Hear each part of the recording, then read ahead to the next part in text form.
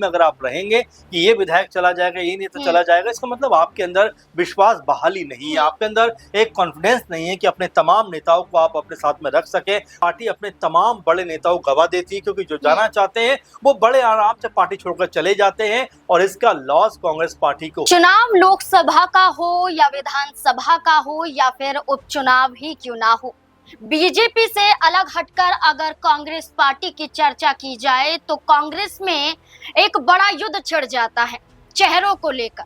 और इन्हीं चेहरों को लेकर एक बड़ी बगावत की बू भी आ जाती है। ऐसा ही सिलसिला मध्य प्रदेश की राजनीति में कांग्रेस पार्टी के अंदर देखने को मिल रहा है। ये माना जा रहा है कि कांग्रेस पार्टी के बड़े नेता अवधेश नायक कांग्रेस पार्टी का साथ छोड़ सकते हैं,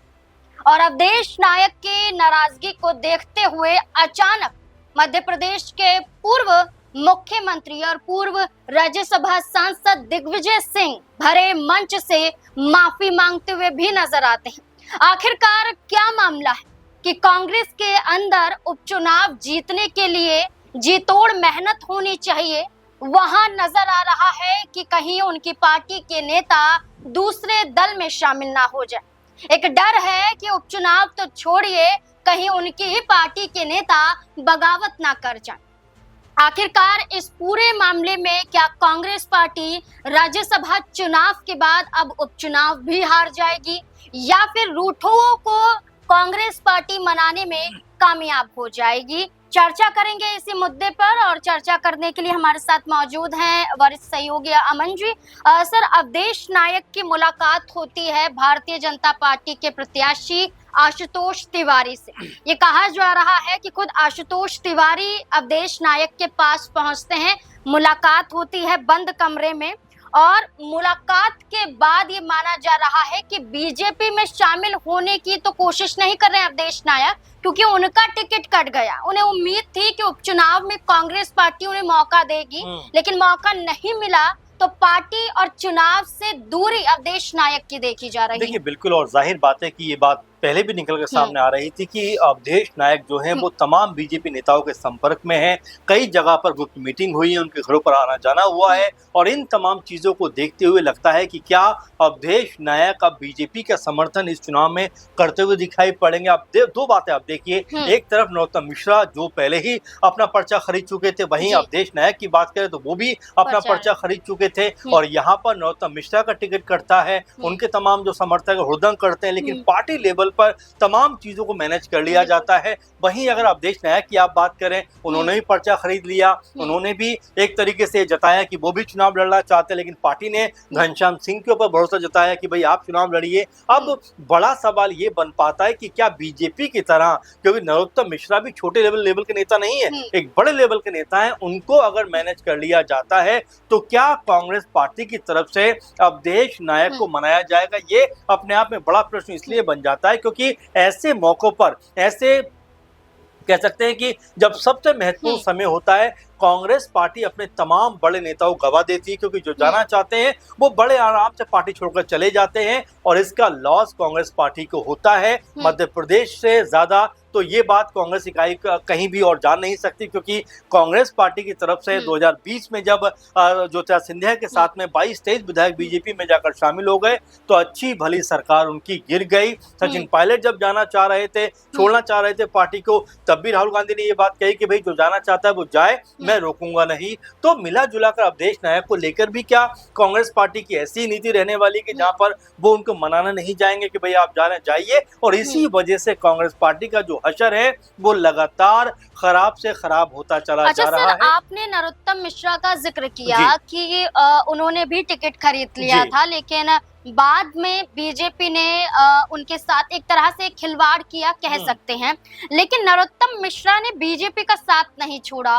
वो ये कहते हैं कि आशुतोष तिवारी को वो जितवाएंगे, खुद मेहनत करेंगे, लेकिन अवधेश नायक से जब पूछा जाता है वो ये कहते हैं कि बीजेपी में जाने का कोई अभी विचार नहीं है, लेकिन रास्ते खुले हुए हैं। तो वो ये संकेत दे रहे हैं रास्ते खुले हुए, ये कहकर कि वो बीजेपी में जा सकते हैं कि दबाव अगर कांग्रेस पार्टी में ज्यादा बना। देखिए, पहली बात तो ये है कि नरोत्तम मिश्रा का जिक्र आप कर रहे हैं कि किस तरह से बीजेपी ने उनको मनाया, लेकिन उससे पहले अगर आप देखेंगे कि जब उनका नाम कटा, आशुतोष तिवारी का नाम सामने आया, उसके बाद उनके जो समर्थक थे वो किस तरह से हुड़दंग करते हुए नजर आए, किस तरह से जो है बयानबाजी करते हुए नजर आए, पुलिस के साथ में तकरार करते हुए नजर आए। यहाँ तक कि 4 से 5 हजार उनके समर्थक थे, उन्होंने रोड को घेर लिया, जाम लगा दिया, 10 से 11 घंटे तक जाम लगा रहा। यानी कि ये बताने का प्रयास किया कि नरोत्तम मिश्रा की ताकत कितनी ज्यादा दतिया के ऊपर है। लेकिन उसके बावजूद भी फिर सीएम मोहन यादव से नरोत्तम मिश्रा की मुलाकात होती है और इसके बाद बीजेपी आलाकमान की तरफ से उनको फरमान आता है, दिल्ली पहुंच जाते हैं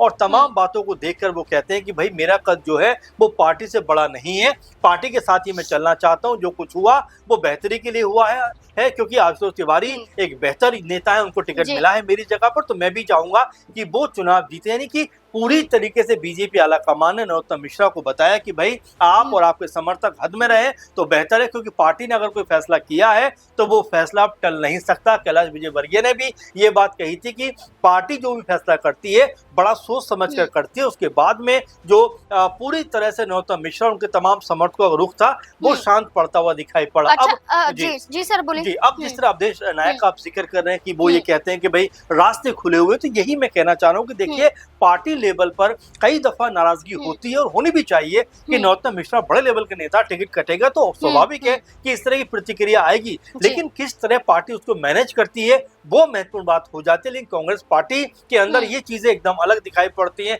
इनके यहाँ पर जो नेता नाराज हो गया, समझो वो पार्टी के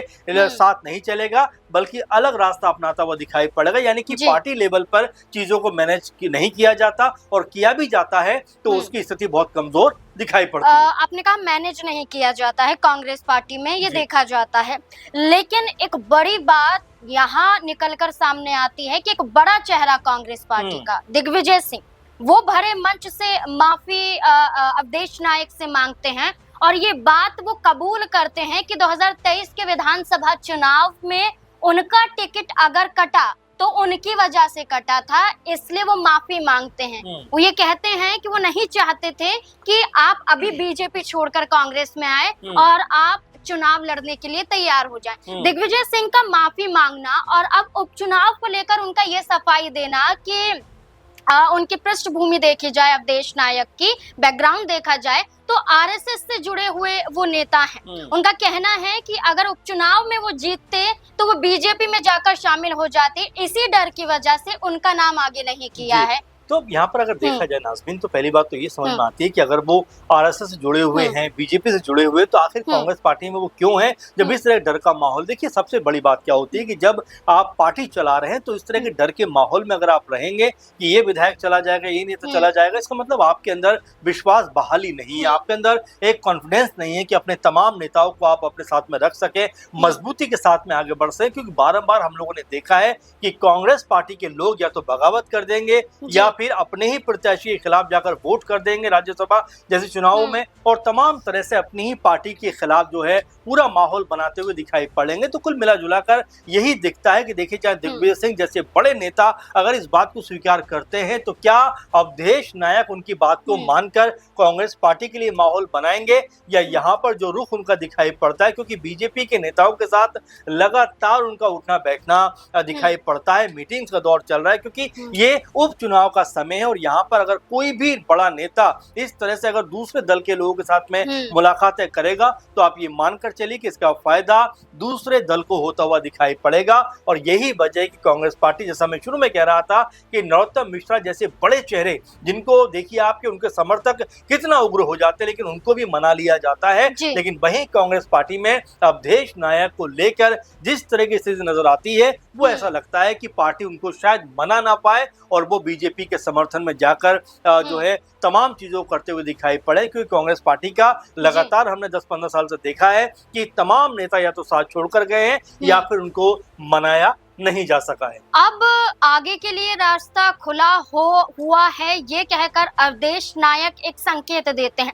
वहीं दूसरी तरफ ये कहते हैं कि दिग्विजय सिंह ने गलती मानी है, वो बहुत बड़े आदमी हैं। ऐसे शब्दों का इस्तेमाल अवधेश नायक करते हैं और इससे दो मायने निकाले जा रहे हैं। एक तरफ कि वो कांग्रेस पार्टी में रहने के लिए तैयार हैं, वो कहीं नहीं जाएंगे क्योंकि दिग्विजय सिंह ने अपनी गलती को स्वीकार किया। वहीं दूसरी तरफ आगे के लिए रास्ते खुले हुए हैं ये कहकर और बीजेपी नेताओं से मुलाकात कर रहे हैं। इससे ये भी संकेत मिल रहा है कि नाराजगी है और इसी नाराजगी के चलते बड़ा कदम उठाने के लिए मजबूर भी हो जाएंगे। क्योंकि जब उनसे कहा जाता है कि आप चुनाव प्रचार प्रसार क्यों नहीं कर रहे हैं, आगे क्यों नहीं आ रहे हैं, तो मौसम और चुनाव का हवाला देते हुए वो ये कहते हैं कि वो अपने कार्यकर्ताओं के साथ व्यस्त हैं। अब ऐसे में देखना होगा कि अवधेश नायक आने वाले समय में क्या कदम उठाते हुए नजर आते हैं। इस पूरे मुद्दे को लेकर आपको क्या लगता है, अपनी राय हमारे साथ जरूर साझा करें। धन्यवाद।